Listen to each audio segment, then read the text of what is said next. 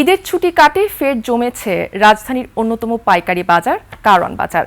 রাতের বাজারে দেশের বিভিন্ন প্রান্ত থেকে আসছে সবজি, তবে উত্তাপ ছড়াচ্ছে পটল, ঢেঁড়স, শিম, কিছুটা স্বস্তি বেগুন, মূলা, কাঁচামরিচ, করলায়। অনুপ পিয়ালের রিপোর্ট।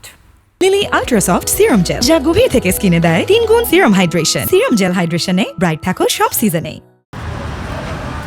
ঈদের ছুটি কাটিয়ে ফের জমেছে কারওয়ান বাজার।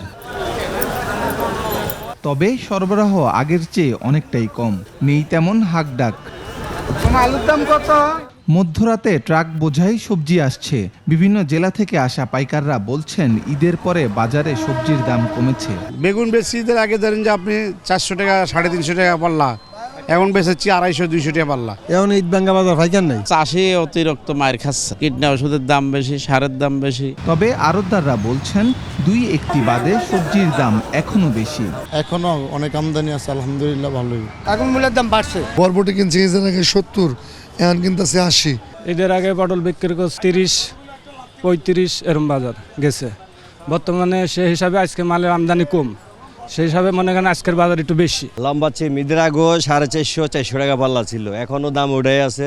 সব মিলিয়ে ফের জেগেছে রাজধানীবাসীর সবজির চাহিদা মেটানো সবচেয়ে বড় পাইকারি এই বাজার।